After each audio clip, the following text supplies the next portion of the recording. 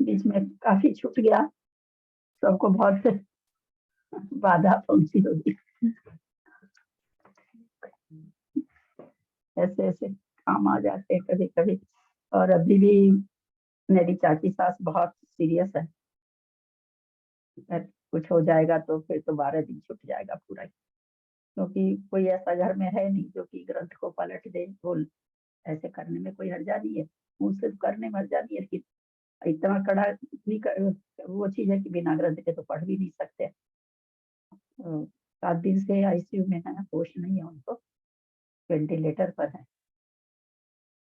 कभी कुछ होगा आपकी मदर इन लॉ, आपकी मदर इन लॉ चाची सास दिल्ली में है, आपके 40s में। देखिए क्या होता है। बहुत फिर तो अब बहुत ज्यादा स्वाध्याय छूट जाएगा। चलिए शुरू करते हैं। सरस्वती नमस्तुभ्यं वरदे कामरूपिणी विद्यारंभं करिष्यामि सिद्धिर्भवतु मे सदा। वाक्सांग जिनवानी माता की जय, गोमटसार जी जीव कांति की जय, नेमीचंद आचार्य की जय। पेज नंबर 83 है क्या? हाँ दीदी। हाँ 83 है। पढ़े आप लोग, आप लोग को सब, हम लोग सब चीज समझ गए हैं, इसलिए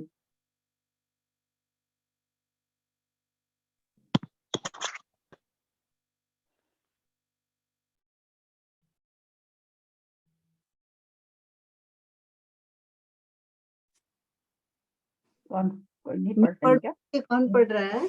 कोई पढ़ रहा? मैं पढ़ूं? जो कोई पढ़ रहा हो पढ़ो, नहीं मैं पढ़ती हूँ। हाँ पढ़ना है उसको पढ़ती हूँ। देखिए नीचे से पढ़ू ना, गोमटसार कर्मकांड जी की 618 नंबर की गाथा में अपन यहाँ तक आए थे। मिथ्यात्व में आगर निकोध में भी जा सकते हैं, यहाँ तक आए थे अपन। पेज नंबर 83 में ना? हाँ 82 83 से यहाँ नीचे की 2 लाइन से पैराग्राफ शुरू कर देती हूँ।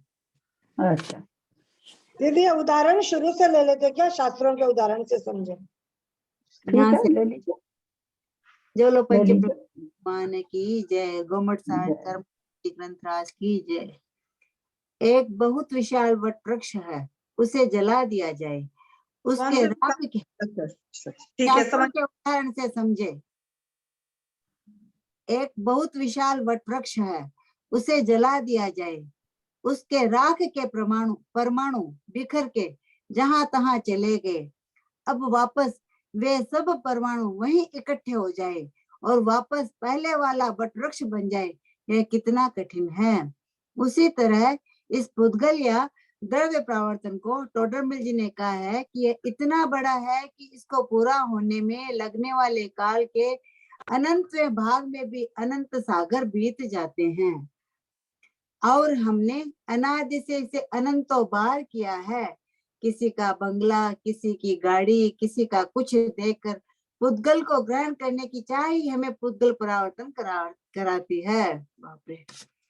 अर्ध पुद्गल परावर्तन, अर्ध पुद्गल परावर्तन ही 9 कर्म द्रव्य परावर्तन के नाम से जाना जाता है। द्रव्य कर्म परावर्तन में 8 कर्म के कारमान वर्गणाओं को ग्रहण करता है, ज्ञानावरण, दर्शनावरण आदि। आचार्य ने बताया कि किस तरह से परावर्तन होता है। और 9 कर्म द्रव्य परावर्तन में शरीर संबंधी, पर्याप्ति संबंधी 9 कर्म वर्गणाओं को ग्रहण करता है, वर्गणाओं का ग्रहण होता है। 9 कर्म वर्गणा में 3 शरीर, औदारिक, वैक्रिक और आहारक, और 6 पर्याप्ति होते हैं। अब यह साधारण सा प्रश्न मन में आ जाता है, आचार्य आहारक शरीर कैसे बता रहे हैं? क्योंकि परावर्तन तो मिथ्या दृष्टि का होता है, और जो मुनि एक बार सम्यक दर्शन प्राप्त करता है उसी का आहारक शरीर निकलता है। मुनि महाराज को 7वें गुण स्थान में बंद होता है और 6ठे गुण स्थान में आहारक पुतला निकलता है। फिर आहारक शरीर में 9 कर्म परावर्तन में कैसे घटेगा? गोमटसार कर्मकांड जी की 618 नंबर की गाथा में नेमिचंद आचार्य जी हमें बता रहे हैं कि प्रथमोपशम सम्यक्त्व, वेदक सम्यक्त्व, देश संयम और अनंतानुबंधी का अनंतानुबंधी का विसंयोजन की विधि यह जीव स्पष्ट रूप से पल्ले के असंख्यात भाग में जितने समय होते हैं उतनी बार कर सकता है। प्रथमोपशम संयुक्त, वेदक संयुक्त, देह संयम और अनंतानुबंधी का विसर्जन की विधि यह जीव स्पष्ट रूप से पल्ले के असंख्यात भाग में जितने समय होते हैं उतनी बार कर सकता है। उसके बाद वह नियम से मोक्ष जाएगा। यहाँ क्षायिक सम्यक दृष्टि की बात ना होकर क्षायोपशमिक सम्यक दृष्टि की बात है।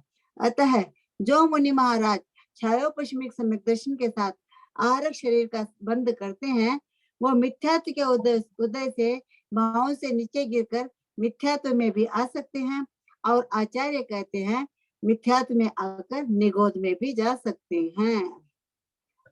अर्ध पुद्गल परावर्तन का संसार कितना बताया गया है, तो आचार्य बताते हैं यह भी अनंत काल है। इतना संसार निगोध में जाने से ही पूरा हो सकता है। अगर कोई इस संसार को पूरा करता है तो अर्ध पुद्गल परावर्तन में भी निगोध में भी जाता है, और अगर पूरा करता है तो उसी भव से अथवा 2, 4, 5 भव से भी जा सकता है। ऐसा नहीं है कि उसे मोक्ष जाने में अनंत काल लगे ही, अर्थात सभी सम्यक दृष्टि अर्ध पुद्गल परावर्तन करते ही हैं, ऐसा नियम नहीं है, लेकिन कर सकते हैं। वे आहारक शरीर को प्राप्त करने वाले मुनि महाराज के मिथ्यात्व उदय में आ सकता है अगर वे क्षायोपशमिक सम्यक दृष्टि है तो, और अगर वह मिथ्यात्व में रह गए, निगोध चले गए, फिर आए तो आहारक शरीर वाले मुनि महाराज भी यह सारी पर्याप्ति पूरी कर सकते हैं। क्रमशः सारी पर्याप्ति को प्राप्त करते हुए पुनः अर्ध पुद्गल परावर्तन पूरा करेंगे। इसका काल कितना है? अनंत काल जो आया है। हाँ दीदी कुछ बता रहे हैं? ये क्या, इससे क्या है कि मतलब जो आहारक वाले मुनि जो हैं वो यहाँ से कुछ समझ में नहीं आया। अगर वे क्षायोपशमिक सम्यक दृष्टि हैं तो अगर वे मिथ्यात्व में रह गए, निगोध में चले जाएंगे, फिर आए तो आहारक शरीर वाले मुनि महाराज की सारी प्राप्ति पूरी कर सकते हैं। क्रम से सारी प्राप्तियों को प्राप्त करते हुए यहाँ से। हाँ, तो ये आहारक शरीर मुनि महाराज को बंद होता, मुनि महाराज के निकलता है। हाँ। और आहारक शरीर निकालने के लिए क्षायिक सम्यक दृष्टि होना जरूरी है नहीं, क्षायोपशमिक के भी होता है। क्षायोपशमिक सम्यक दृष्टि मुनि महाराज हैं और आहारक रिद्धि है उनके सत्ता में, लेकिन वो भाव से गिर गए, पहले गुण स्थान में आ गए, मरण हो गया। अब पहले गुण स्थान में मरण होने के बाद कहते कि वो निगोध में भी जा सकते, जाते ही हैं, ऐसा नहीं लगाना है, जा सकते। अब निगोध में चले गए, अब कितना काल लगेगा, क्या लगेगा, तो यहाँ पर ये समझाना चाह रहे हैं कि वे अर्ध पुद्गल परावर्तन के बाद फिर वे मोक्ष चले जाएंगे, लेकिन अर्ध पुद्गल परावर्तन करते हुए वे सभी पर्याप्ति पूर्ण कर उनको फिर से वो करेंगे ही करेंगे। अर्ध पुद्गल परावर्तन काल में मतलब निगोध बने तो 4 पर्याप्ति है ना, फिर 5 पर्याप्ति, फिर 6 पर्याप्ति होती है टोटल, निगोध के 4 होती है। तो वही यहाँ पर कहना चाहे, जैसे पीछे बता रहे ना, 3 शरीर 6 पर्याप्ति के योग्य, तो वो यही कहना चाह रहे कि सारी पर्याप्ति को नौकर्म परावर्तन जिसको कहते हैं, तो वो यहाँ पर्याप्ति करने का मतलब नौकर्म परावर्तन करेंगे, ऐसा कहना चाह रहे। मतलब आहारक शरीर निकालने के बाद में भी ऐसा हो सकता है?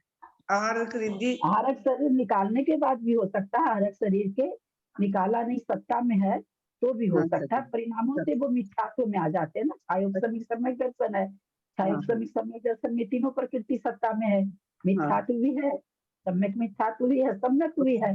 अब सम्यक तो थे तब आहारक शरीर का बंद कर लिया, आहारक निकल भी सकता छठे में, निकलने के बाद मान लीजिए गिर गया, मिथ्यात्व में आ गया, पहले गुण स्थान में आ गए, आने के बाद अगर वो पुनः चढ़ जाते हैं तो ठीक है, पुनः सम्यक प्रकृति को उदय में ले आते हैं तो ठीक है। मान लीजिए परिणामों से बहुत गिर गए तो फिर वो उसी भाव से निगोध भी जा सकते हैं। अब निगोध जाने के बाद करते हैं जन्म मरण, तो वही कह रहे हैं, अब निगोध में गए तो 4 ही पर्याप्ति है। अब वो करने का मतलब कि फिर से वो सारी पर्याप्ति नौकर्म परावर्तन वो फिर से करेंगे, ऐसा यहाँ पर बता रहे हैं। क्योंकि अर्ध पुद्गल परावर्तन बच गया, एक बार सम्यक को प्राप्त कर लिया तो अर्धपुद्गल परावर्तन बचा। तो वही चीज यहाँ कहना चाह रहे कि नौकर्म परावर्तन फिर वो करेंगे। इसका काल कितना है? अनंत काल। जो आया है कि 3 शरीर और 6 पर्याप्ति। 3 शरीर में औदारिक, वैक्रियक और आहारक शरीर है, कार्मण और तेजस नहीं है। कार्मण शरीर कर्म रूपी है और तेजस शरीर कार्मण शरीर के साथ साथ में रहता है। 9 कर्म वर्गणाओं में 3 शरीर के योग्य और 6 पर्याप्ति के योग्य 9 कर्म वर्गणाओं को क्रम पूर्वक ग्रहण करते हुए पूरा करता है, उसको अर्धपुद्गल परावर्तन कहते हैं। कोई सम्यक दृष्टि अर्धपुद्गल परावर्तन पूरा करेगा ही ऐसा नहीं है, कर सकता है। ज्यादा से ज्यादा करेगा तो कहते हैं उसका पेज नंबर क्या है सुमन भाई? पेज नंबर बजी 83 है, 83। जो आया 9 कर्म वर्गणाओं में 3 शरीर के योग्य और 6 पर्याप्ति के योग्य 9 कर्म वर्गणाओं को क्रम पूर्वक ग्रहण करते हुए पूरा करता है, उसको अर्धपुद्गल परावर्तन कहते हैं। कोई लास्ट का पैराग्राफ है बोझी जी। कोई सम्यक दृष्टि अर्धपुद्गल परावर्तन पूरा करेगा ही ऐसा नहीं है, कर सकता है। ज्यादा से ज्यादा करेगा तो कहते हैं उसका द्रव्य परावर्तन, काल परावर्तन, क्षेत्र परावर्तन, भाव परावर्तन। अच्छा लगता है। बुआजी बंद कर लेना। हाँ, तो गाड़ी कर लिया। खत्म हो गए। उसका कौन सा परावर्तन बच गया? उसका कौन सा परावर्तन बच गया? सिर्फ 9 कर्म परावर्तन बच गया। बुआजी म्यूट कर लेना। गाड़ी कर लिया। बात एक ही गाड़ी उठी कर लिया। बुआजी म्यूट कर लेना। और पैदल आ गया है ऑफिस है, पर गाड़ी कर लिया। सिर्फ आप खोल लीजिए, मैंने म्यूट किया है। सुमन जी आप खोल लीजिए। सुमन जी आप खोल लीजिए, मैंने म्यूट किया सबको। सॉरी, सुना नहीं था। सवाल उठता है कि क्या कोई सम्यक दृष्टि से, कोई सम्यक दृष्टि अर्धपुद्गल परावर्तन। ठीक है, कोई सम्यक दृष्टि अर्धपुद्गल परावर्तन पूरा करेगा ही ऐसा नहीं है, कर सकता है। ज्यादा से ज्यादा करेगा तो कहते हैं कि उसका द्रव्य परावर्तन, काल परावर्तन, क्षेत्र परावर्तन, भव परावर्तन, भाव परावर्तन खत्म हो गए। उसका कौन सा परावर्तन बच गया? सिर्फ 9 कर्म परावर्तन बच गया। सवाल उठता है कि क्या वह शरीर को ग्रहण करते हुए अर्धपुद्गल परावर्तन तक संसार में घूमते हुए द्रव्य, क्षेत्र, काल, भव, भाव को प्राप्त नहीं होगा? होगा तो जरूर। किसी न किसी द्रव्य कर्म परमाणु को भोगेगा, किसी न किसी क्षेत्र में जन्म लेगा, किसी न किसी काल में जन्म लेगा, कोई न कोई भव में जन्म लेगा, अपने भावों से ही जन्मेगा, अपने पर्यायों को ही धारण करेगा, पर ऐसा नहीं है कि क्रम पूर्वक उसको पूरा करेगा। इसीलिए कहा जाता है कि उनका 4.5 परावर्तन समाप्त हो गया। यूं तो संसार में जब तक है तब तक तो द्रव्य को भी पाएगा, काल में भी रहेगा, क्षेत्र में भी रहेगा, भव को भी पाएगा, लेकिन जो क्रम पूर्वक परावर्तन हो रहा था वह उसका समाप्त हो जाता है। अर्धपुद्गल परावर्तन को ही 9 कर्म द्रव्य परावर्तन कहते हैं। 4.5 बच गया का मतलब दीदी यहाँ पर क्या समझा? 4.5 परावर्तन समाप्त हो गया का मतलब क्या समझे यहाँ दीदी? तो 5 परावर्तन में 4.5 चला। द्रव्य परावर्तन 2 तरह का है, हाँ, कर्म परावर्तन और 9 कर्म परावर्तन, है ना। तो हाँ। द्रव्य कर्म परावर्तन और 9 कर्म परावर्तन। तो द्रव्य कर्म परावर्तन भी उसका चला गया, काल चला गया, क्षेत्र चला गया, भाव चला गया, भाव चला गया का मतलब अब ये क्रम पूर्वक पूरे नहीं करने पड़ेंगे। बाकी जब तक संसार में है तो सब चीज होती रहेगी। इनका क्रम पूर्वक कि भाई इसको करके फिर इसको करना है, फिर इसको करना है, वो सब खत्म हो गया। केवल एक 9 कर्म परावर्तन है जो 3 शरीर 6 पर्याप्ति के योग्य जो पुद्गल वर्गणाओं को ग्रहण कर, पुद्गल कार्मान 9 कर्म वर्गणाओं को जो ग्रहण कर रहा, उसमें वैसे ही चलेगा। अग्रहित अग्रहित फिर ग्रहित ऐसे करके जो हम लोगों ने यंत्र पढ़ा है वैसे कर्म 9 कर्म परावर्तन का वो चीज चलेगा। वो चलता रहेगा क्रम पूर्वक। उसके बीच में कई अर्धपुद्गल परावर्तन का काल बहुत बड़ा है, तो 9 क्रम परावर्तन कई बार कर सकता है अगर पूरे समय को पूरा किया तो। नहीं तो कोई उसी भाव से भी मोक्ष चला जाए। तो वही चीज कहना चाह रही, 4.5 परावर्तन तो उससे खत्म हो गए, आधा परावर्तन बचा के, तो आधा परावर्तन के अंदर मोक्ष चला जाता है। अर्धपुद्गल परावर्तन को ही 9 कर्म द्रव्य परावर्तन कहते हैं। क्षेत्र परावर्तन, जैसा कि नाम से ही परिचय मिल रहा है कि स्थान से संबंधित है, आचार्य इसके बारे में हमें बताते हैं कि इसमें लगने वाला समय द्रव्य परावर्तन से अनंत गुणा है, अर्थात अनंत द्रव्य परावर्तन होने पर एक क्षेत्र परावर्तन होता है। क्षेत्र परावर्तन भी 2 प्रकार का होता है, पर क्षेत्र परावर्तन, स्वक्षेत्र परावर्तन। पर क्षेत्र परावर्तन तीनों लोक में, अथवा यूं कहे कि नीचे तनुवात वलय से लेकर ऊपर तनुवात वलय तक ऐसा कोई आकाश का प्रदेश नहीं जिस पर इस जीव ने जन्म मरण ना किया हो। प्रदेश एक सुई की नोक जितनी सी जगह या क्षेत्र में आकाश के असंख्यात प्रदेश हो जाते हैं।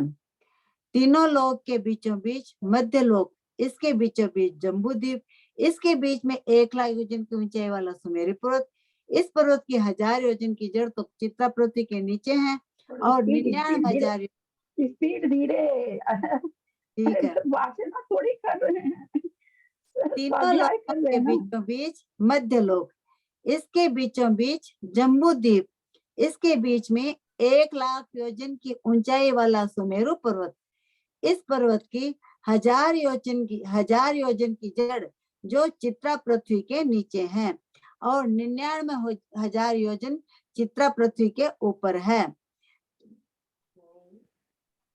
चित्रा पृथ्वी पर 99,000 कैसे होगा जी? 1000 योजन, अच्छा 1 लाख है ना, हाँ हो गया।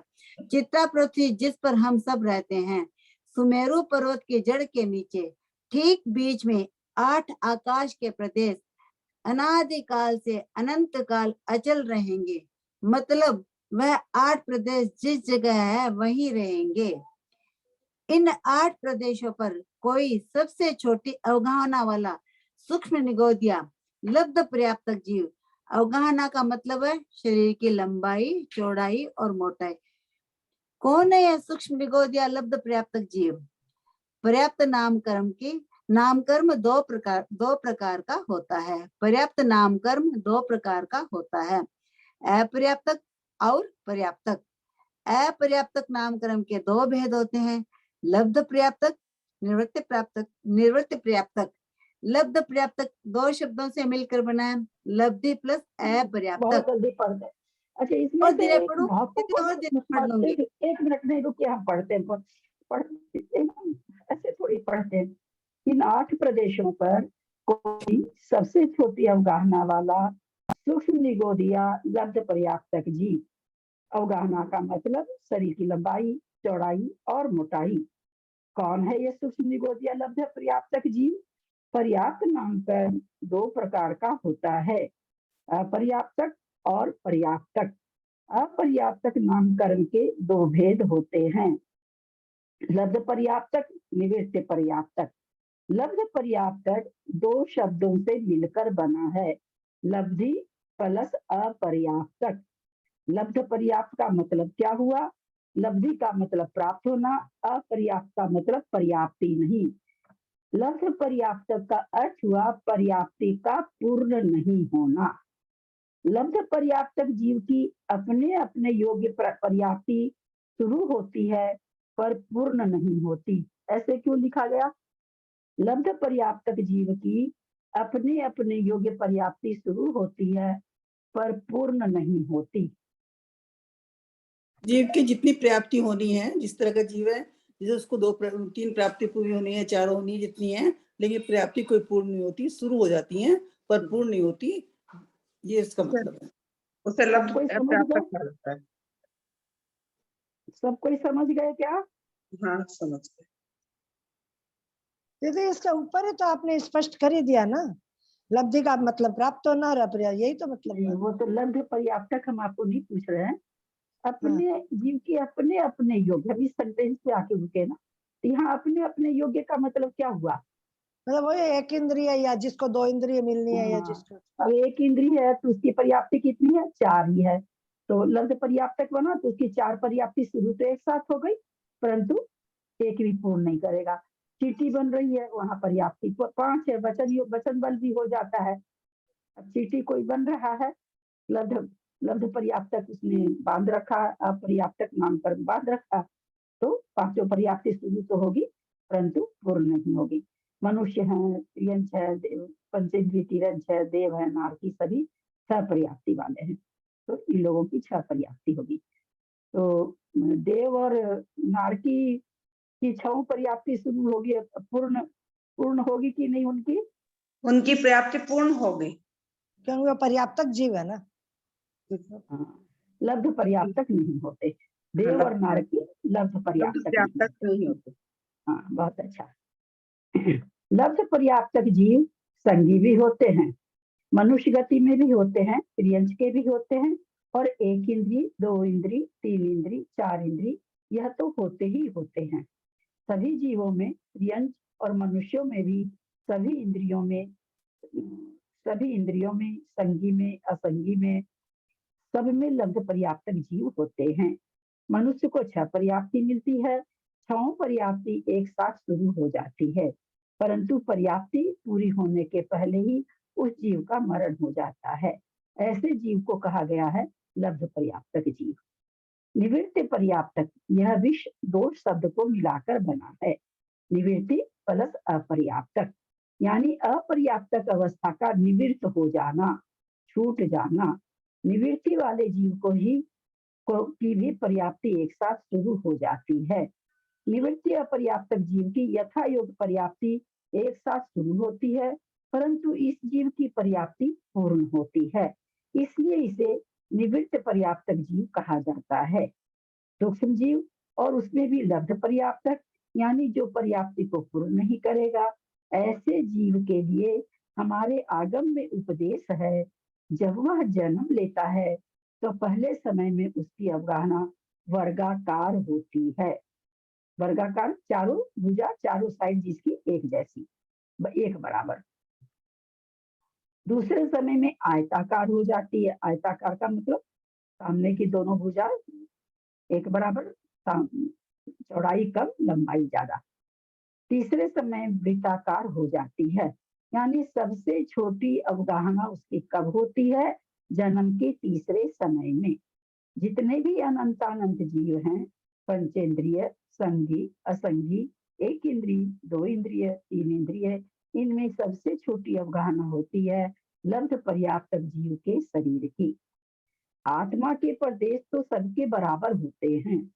ऐसा सूक्ष्म निगोदिया जीव अपनी आत्मा के मध्य के 8 प्रदेश अथवा अपने शरीर के मध्य के 8 प्रदेश, सुमेरु पर्वत के जड़ के नीचे 8 अचल प्रदेश पर स्थापित कर पहली बार जन्म ले, पुनः वो आयु पूर्ण कर मरण को प्राप्त कर वहीं जन्म ले। कितनी बार? उन्हीं प्रदेशों पर आचार्य कहते असंख्यात बार। कैसे? क्रम से। हम जान चुके हैं कि सुई की नोक में आकाश के असंख्यात प्रदेश हो जाते हैं। सबसे छोटी अवगाहना वाला जीव भी असंख्यात प्रदेशी तो होगा ही, अतः प्रथम जन्म में असंख्यात प्रदेश लेगा, क्योंकि क्षेत्र परावर्तन है, अतः परावर्तन हर प्रदेश पर जन्म लेना है, अतः असंख्यात बार वहीं जन्म ले, तब वहां का क्षेत्र पूरा होगा। यद्यपि वह निगोदिया जीव है, श्वास में 18 बार जन्म मरण करता है, परंतु हर बार मरण करके वहीं जन्मे, यह तो संभव नहीं। तीनों लोक में कहीं पर भी जन्म मरण कर सकता है। इधर उधर जन्मता मरता हुआ वह असंख्यात बार वहीं जन्म मरण करे जहां प्रथम बार जन्मा था, तब वहां के जो प्रथम जन्म के असंख्यात आकाश प्रदेश थे वे पूरे होंगे। पुनः आकाश के एक एक प्रदेश बढ़ाता हुआ उसी अवगाहना से तीनों लोक के संपूर्ण प्रदेशों पर जन्म मरण होने पर एक पर क्षेत्र परावर्तन होता है। आचार्य हमें समझाते हैं, ओ भोले प्राणी, तीनों लोक का ऐसा कोई स्थान या प्रदेश नहीं जो तेरा जन्म स्थली न रहा हो अथवा मरण ना किया हो। हम प्रायः कहते हैं, अच्छा होता भोग भूमि में जन्म लेता, अच्छा होता विदेह क्षेत्र में जन्मता, और यदि स्वर्ग में जन्म जाता तो कोई दुख ही नहीं रहता। पर ऐसा कोई भी क्षेत्र नहीं जहाँ न जन्मे हो। कल्याण तो अपनी आत्मा के क्षेत्र से होना है। स्व क्षेत्र परावर्तन अपने शरीर की जघन्य अवगाहना से शुरू करके एक एक प्रदेश अवगाहना को बढ़ाते बढ़ाते स्वयंभू रमन का महामत्स्य की अवगाहना के जितनी, जिसकी सबसे बड़ी अवगाहना होती है 1000 योजन लंबा, 500 योजन चौड़ा, 250 योजन मोटा, अपने शरीर की अवगाहना पूरी करे तो एक क्षेत्र परावर्तन पूरा होता है। यह तो संभव है ही नहीं। हम मान लें शरीर की जघन्य अवगाहना के 100 प्रदेश हैं। अब मरण कर 101 शरीर के प्रदेश लेकर जन्मे, फिर मरण कर 102 प्रदेश लेकर जन्मे, फिर इसी तरह 103, 104, 105 आदि क्रम से बढ़ाते हुए शरीर की अवगाहना से जन्म मरण करे। कैसे हो सकता है? कभी कोई 500 प्रदेश, कभी 700, कभी 2000, कितने भी प्रदेशों की अवगाहना से जन्म मरण कर सकता है।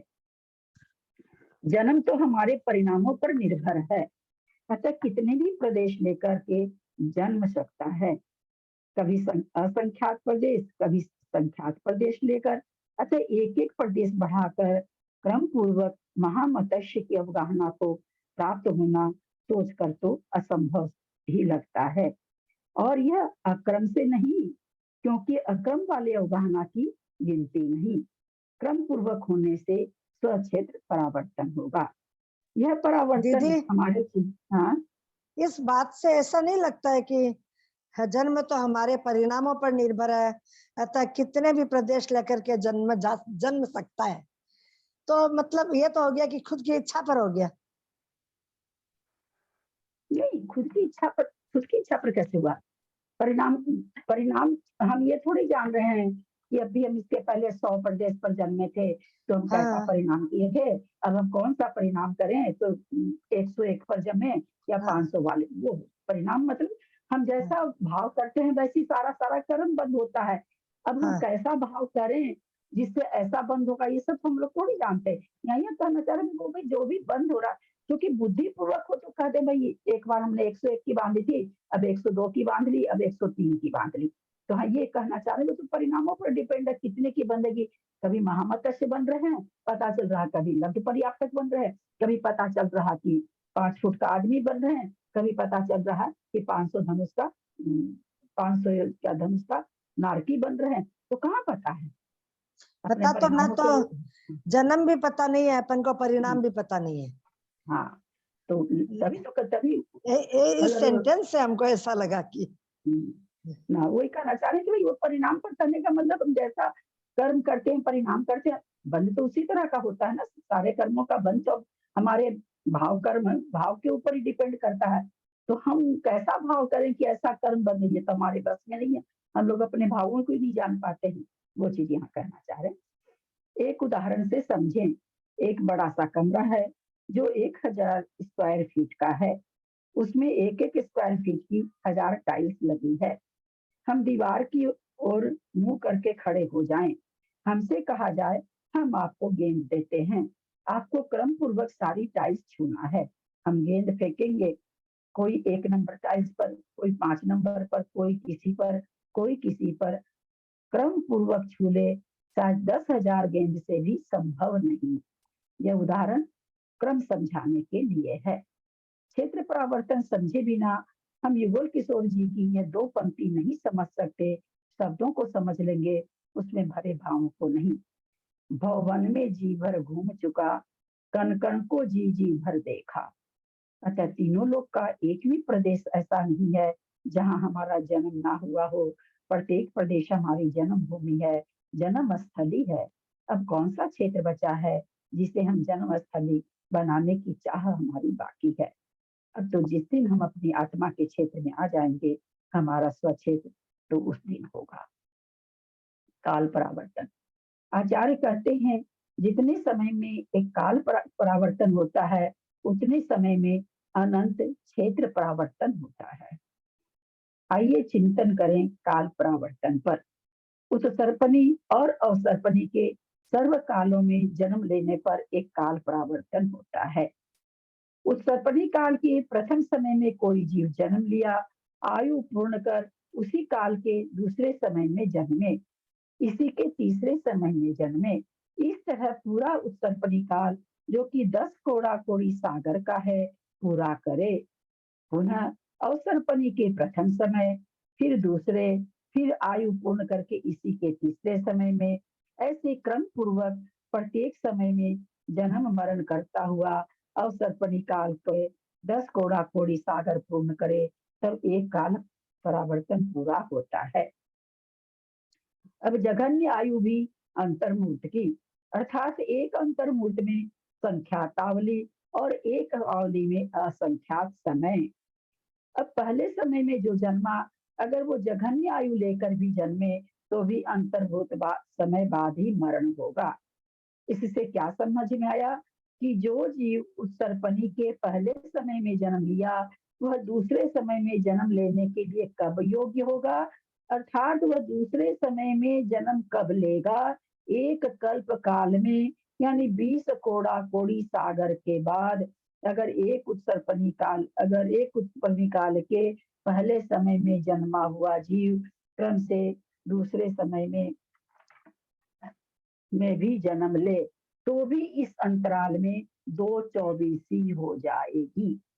इस तरह 20 कोड़ा कोड़ी में जितने समय, उसमें सब समय में क्रम पूर्वक भी जन्म लिया, तो भी प्रत्येक जन्म का अंतराल 20 कोड़ा कोड़ी सागर होगा। अब प्रत्येक समय में लेना है, कोई 100 बार 200 बार थोड़ी लेना है।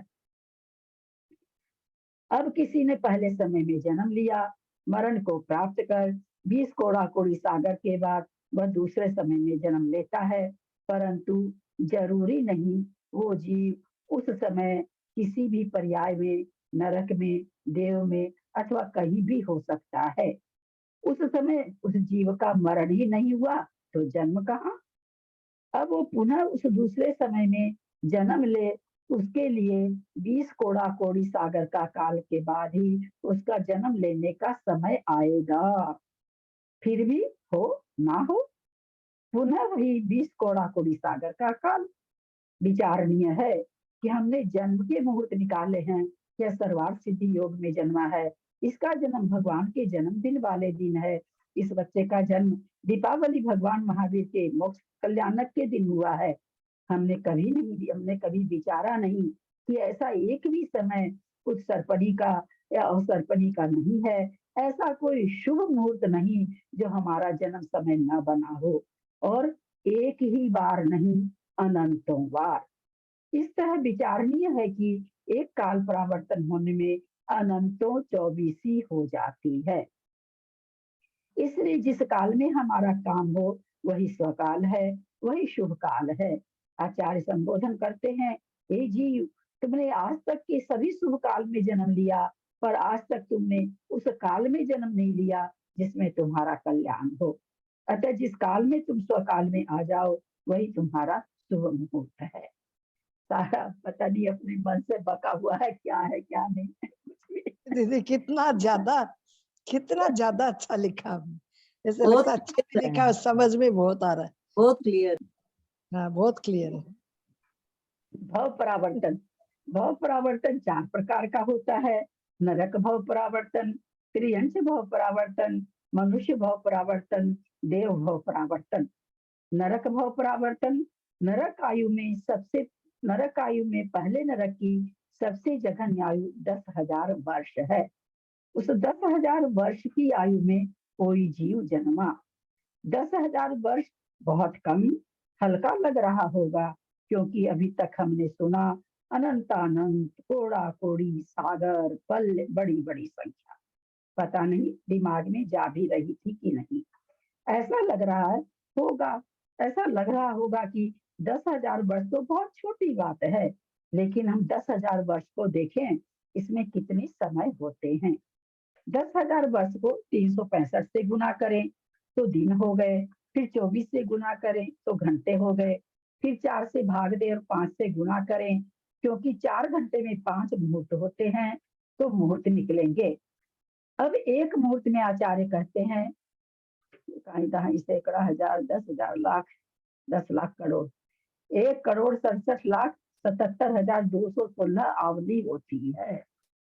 एक आवली में असंख्यात समय।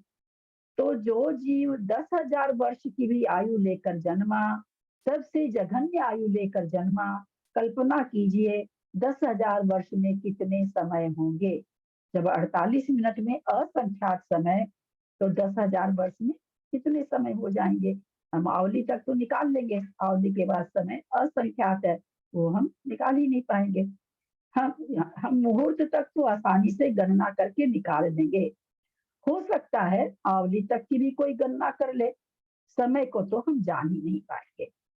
अब उस 10,000 वर्ष में जितने समय होते हैं, उनमें प्रत्येक समय में क्रम पूर्वक विवक्षित जीव वहां जन्मे। उसके बाद 10,000 वर्ष पूरा करने के बाद 10,000 वर्ष एक समय, 10,000 वर्ष दो समय, 10,000 वर्ष तीन समय। यहाँ ध्यान देने की, समझने की बात यह है कि अब अगर यह जीव 10,000 वर्ष 8 समय या 10,000 वर्ष 40 समय आदि में अक्रम पूर्वक जन्मता है, तो ऐसे जन्म मरण गणना में नहीं आएंगे। 10,000 8 समय की आयु लेके जन्म गया, कभी 10,000 40 समय की आयु लेके जन्म गया, कभी 11,000 की आयु लेके जन्म लिया, कभी 10,500 की ले कुछ भी जन्म सकता। बीच में छठे नरक चला गया, 5वें नरक चला गया, 7वें नरक चला गया, 33 सागर भोग के आ गया। पता चला अभी तो 10,000 वाला समय नहीं पूरा हुआ है। कुछ भी हो सकता है, देव में चला जाएगा, पल्लियों की आयु में कुछ भी हो सकता है, नरक में ही जाता रहे, ऐसा तो संभव ही नहीं है। पहले नरक की उत्कृष्ट आयु 1 सागर है। 1 सागर में जितने समय होते हैं, उतनी बार क्रम पूर्वक वह जीव वहां जन्मता है, संभव ही नहीं है। कभी कहीं जन्मेगा, कभी कहीं जन्मेगा। नरक से निकल करके कोई भी जीव वापस नरक में नहीं जन्मता। यह हमें श्री नेमिचंद आचार्य बता रहे हैं। अतः उसे दूसरी पर्याय में जन्म लेना ही पड़ता है, भले ही वह अंतर्मुक्ति ही पर्याय धारण करे, पर करनी पड़ेगी उसको, तभी पुनः वापस नरक में जन्म ले सकता है। अब सोचें 10,000 वर्ष में कितने समय हो सकते हैं। 10,000 वर्ष के बाद 1 सागर में कितने समय होंगे। उतने समय तक क्रम पूर्वक वह जन्म लेगा, तब जाकर पहले नरक की यात्रा पूरी होगी उस जीव की। क्रम पूर्वक जन्म नहीं होने से उस जीव का वह जन्म गणना में नहीं आता है। इस तरह करते करते दूसरे नरक की, तीसरे नरक की, चौथे नरक की, 5वें नरक की, छठे नरक की, 7वें नरक की। 7वें नरक की आयु 33 सागर प्रमाण है। अब यहाँ 33 सागर तक यानी 10,000 वर्ष से शुरू करके उसके प्रत्येक समय में जन्म लेकर के मरण करके फिर 33 सागर की आयु पूर्ण करके नरक में, तब एक नरक भव परावर्तन पूरा होगा। 33 सागर की आयु में प्रत्येक समय में जन्म मरण करने पर 3 भव परावर्तन अभी बाकी हैं। एक नरक भव परावर्तन होगा और आचार्य बता रहे हैं ऐसे नरक भव परावर्तन इस जीव ने ना जाने कितने कितने अनंतों बार किए हैं। 1 बार 2 बार नहीं, अनंत बार किए हैं।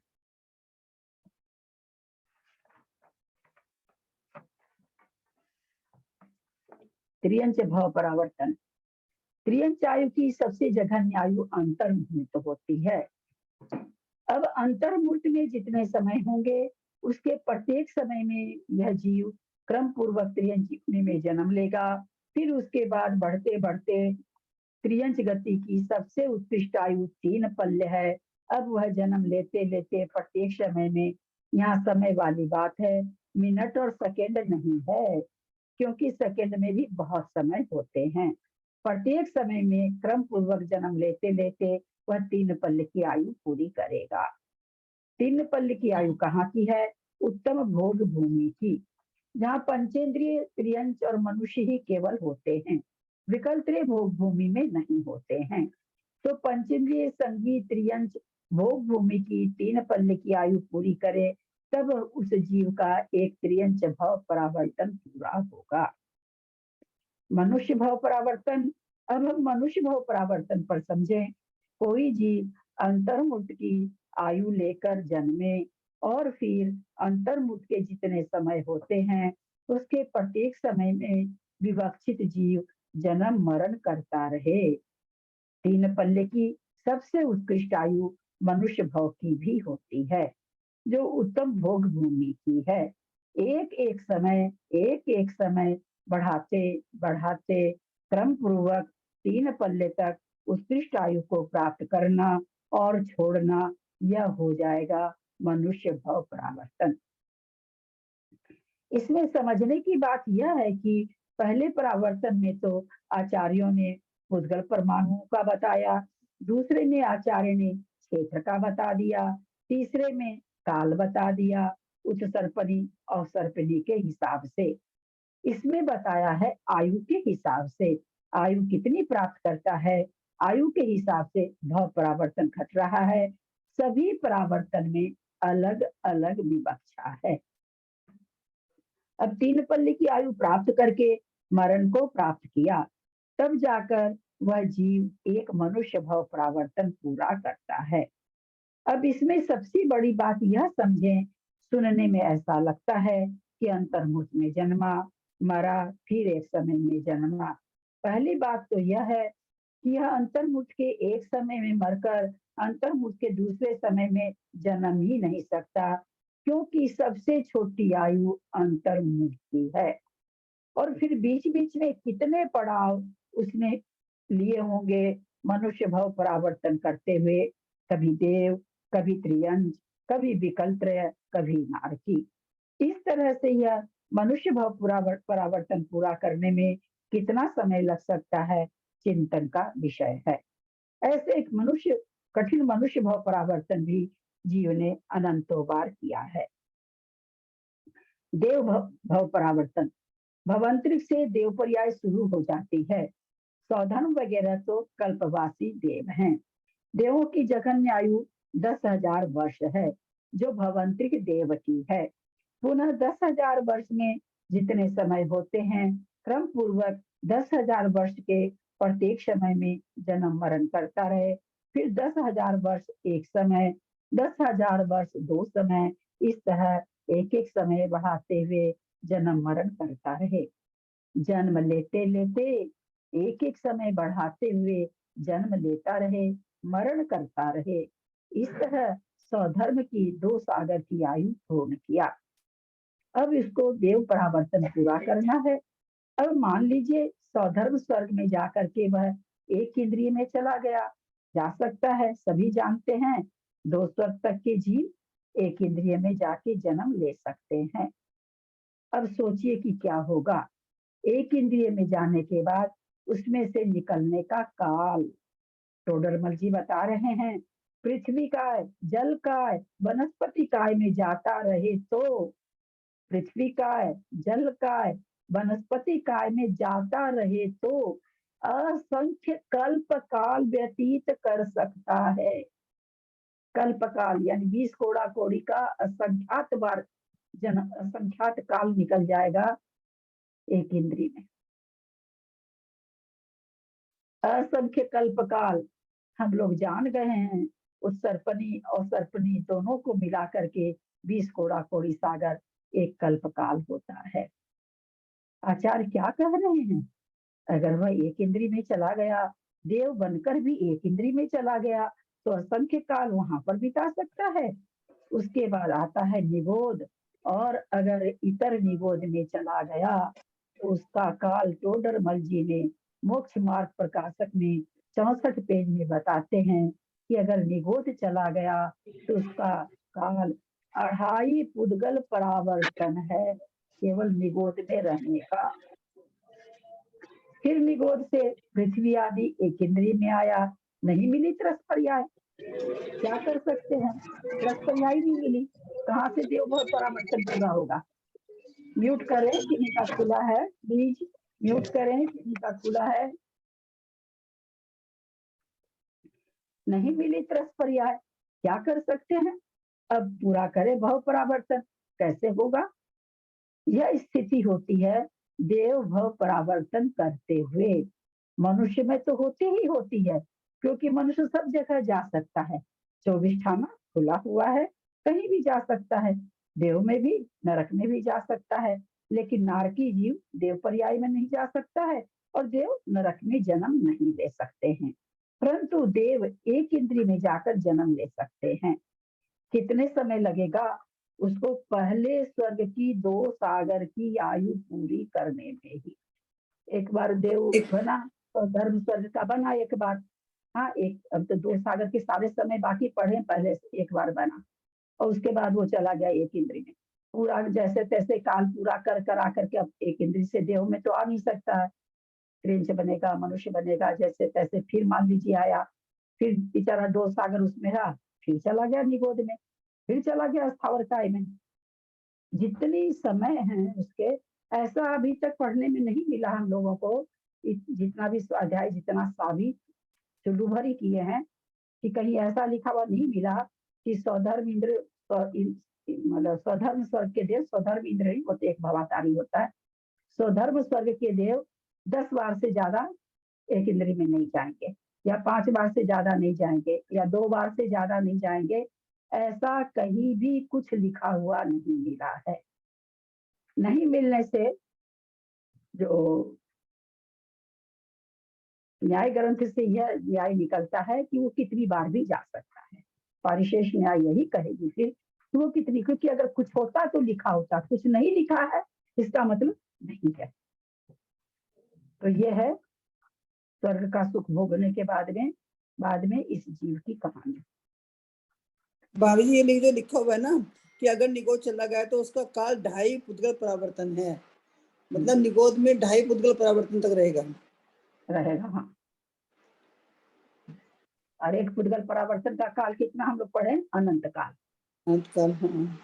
कहने का मतलब बहुत बड़ा है। हाँ बोलिए। 2.5 का क्या हिसाब, मतलब 2.5 को वो ऐसा कुछ ये वहां किए होंगे, मतलब क्या उसको कहते हैं, केवल ज्ञान में ये झलका होगा कि वो जो समय लग रहा है, क्योंकि अर्धपुद्गल परावर्तन में कितना काल लगता है, तो कहते हैं अनंत काल।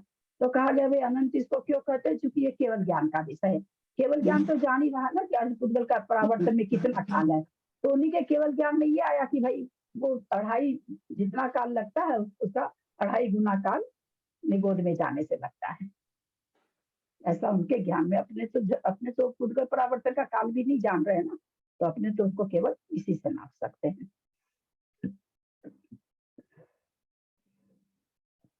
इस तरह से क्रम पूर्वक जन्म मरण करते हुए 16वें स्वर्ग की 12 सागर की आयु पूरी करी। वहां तक प्रत्येक समय क्रम पूर्वक जन्म मरण करता रहे। यहाँ तक श्रावक भी जा सकते हैं, परंतु मिथ्या दृष्टि मुनि 9 ग्रेवक तक जा सकता है, अर्थात 9 सागर आयु और बढ़ गई। 22 सागर प्लस 9 सागर 31 सागर की आयु हो गई।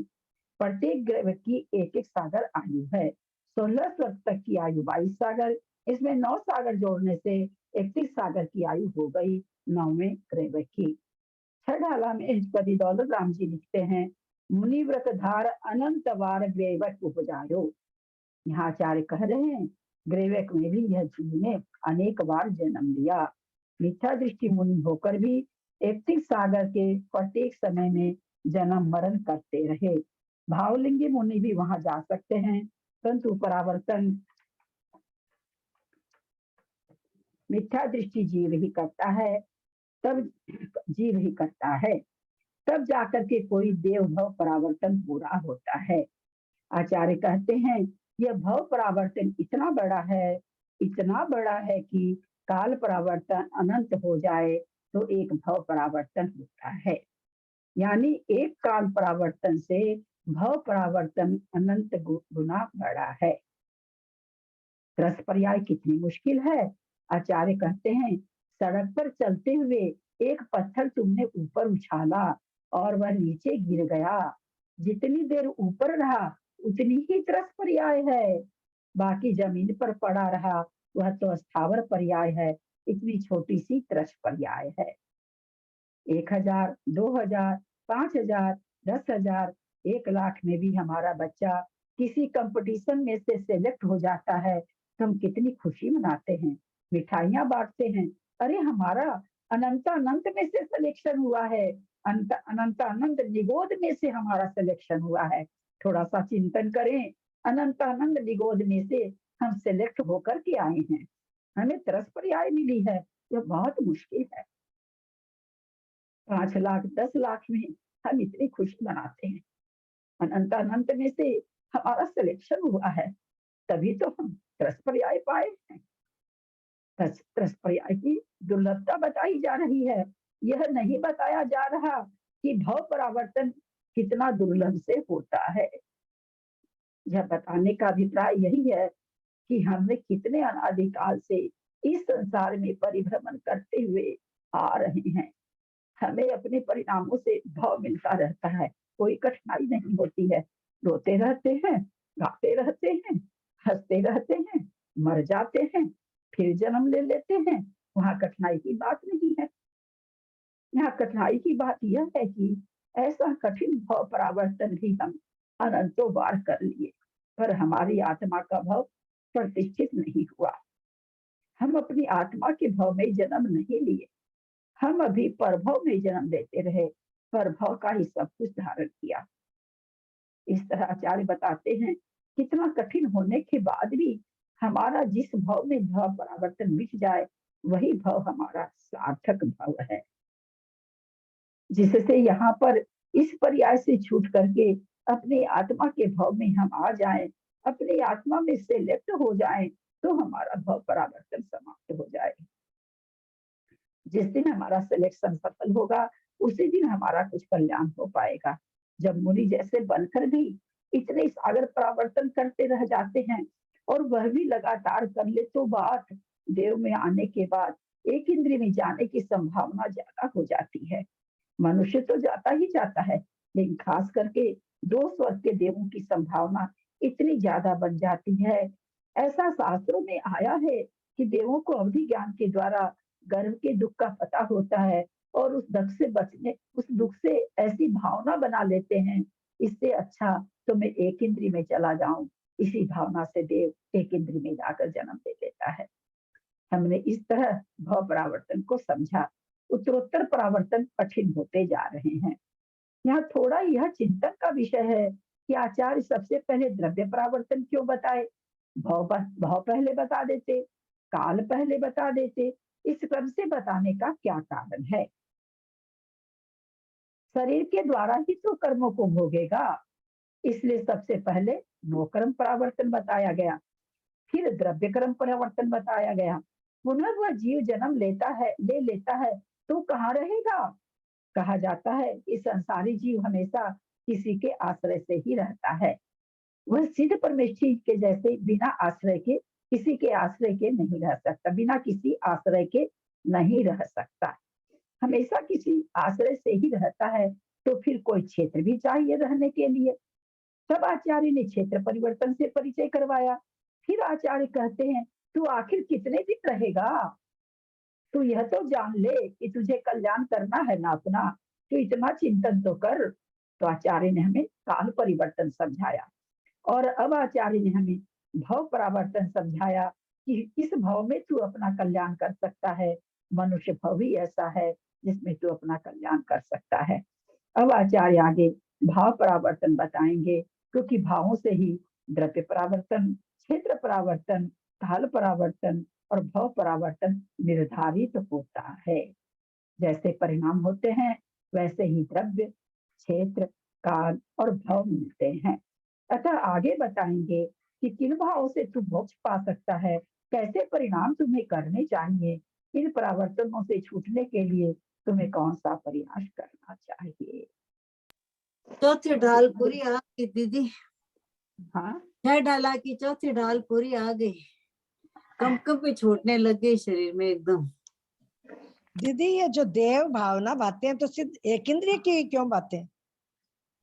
विकल्प में जा नहीं सकते ना, अच्छा फिर तो, और नरक में जाते नहीं। हाँ वैकृक त्रियंच और जाता है। हाँ, और यहाँ एक समुच्छन मनुष्य जन्म भी नहीं हो सकता इनका कि भाई चलो त्रियंच का समुच्छन जन्म कर ले, वो भी नहीं होता इनका। तो फिर अच्छा। गर्भ में जाएंगे, चाहे त्रियंच बने चाहे मनुष्य बने। ऐसा मतलब पढ़ने में आया, अब कितना सही नहीं सो तो नहीं जानते, पर ऐसा कहते हैं कि अवधि ज्ञान से उस दुखों को जान लेते हैं, गर्भ के दुख को। हाँ।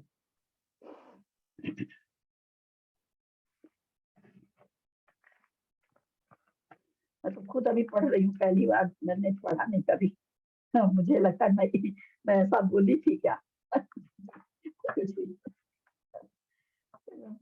पंडित जी बेचारे, पंडित जी पीछे पड़ गए।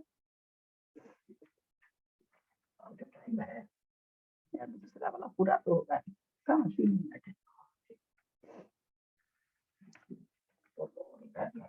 दीदी अब कल कीजिए बाकी का। चौथी ढाल की है, 5-6 लाइनें पढ़ लेते हैं तब तक। मुनिवृत धार अनंत बार ग्रीव क उपजायो, पे निज आत्म ज्ञान बिना सुख लेश न पायो। ताते जिनवर कथित तत्व अभ्यास करीजे, संशय विब्रह मोह त्याग आपो लख लीजे। यह मानुष पर जाए सुकुल सुनि भोजन वाणी, यह विधि गए न मिले सुमणि जो उदय समाने। दीदी ने बताया ना, लाखों में मतलब एकदम सुमणि के समान, समुद्र में कोई मणि है उसके समान ये जन पर्याय मिले तो बाप रे। धन समाज गज बाज राज तो काज न आवे, ज्ञान आपको रूप भय फिर अचल रहावे। तास ज्ञान को कारण सुपर विवेक बिखानो, कोटि उपाय बनाए भव्यता को उर्यानो। सच में बाप रे, हमको भी छूटा एकदम। जिनवानी स्तुति करें के बारे में।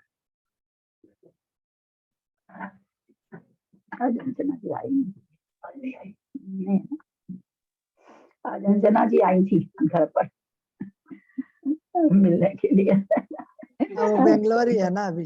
बेंगलोर है क्या? अच्छा, हाँ तो चली गई होंगी शाम को, मेरे समझ में जाने वाली थी शाम को। मद्रास गए क्या? अच्छा, बोलते रही थी आज शाम को चाहे कल सुबह जाएंगे। तुम्हारा विधान परसों है ना? परसों है विधान में आना है भाई साहब को, तुमको दोनों सबको, और जितने भी बेंगलोर वाले बैठे हैं ना सबको विधान में आना है। क्या चीज का विधान है काकी जी? कर्म ध्यान को। अच्छा अच्छा, उपवास पूरे हो गए होंगे। उपास एकादशी, भाभी जी रेखा थोड़ा तीनों भी है, सभी है। थोड़ा सा मेरे को लेट हो सकता है। हाँ चेयर पर्सन है ना भाई, चेयर पर्सन, इसलिए चेयर क्या बोली? क्या बोलो? चेयर रख लेना। चेयर पर्सन है ना, इसलिए चेयर रख लेना। हाँ देखे पंडित जी रखोगी जगह तो। हाँ क्योंकि थोड़ा देरी हो सकता है। आने के बाद सब हो जाएगा। आओ तो सही। देखो, आप भी बेंगलोर में ही है क्या? आप भी बेंगलोर में ही है? मैं बेंगलोर में हूँ। अच्छा, आप परसन सागर जी के नहीं गए क्या काकी जी? मैं बोलूंगी मैं वो बाहर बॉम्बे जा रहा है 3 दिन, ब्याह हो ना बसंत भाई जी का। अच्छा अच्छा। कहाँ लिया आई शाम का। नहीं वो पिंटू बोले तो 2-3 दिन के लिए अब जाना, मैं 2-3 दिन